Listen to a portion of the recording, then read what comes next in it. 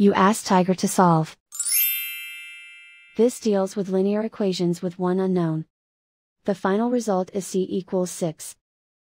Let's solve it step by step. Simplify the expression.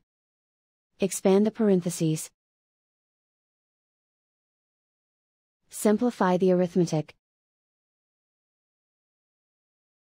Group all constants on the right side of the equation.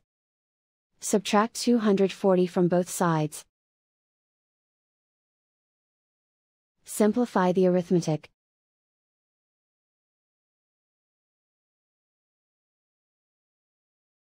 Isolate the c. Divide both sides by 40. Simplify the fraction. Find the greatest common factor of the numerator and denominator. Factor out and cancel the greatest common factor.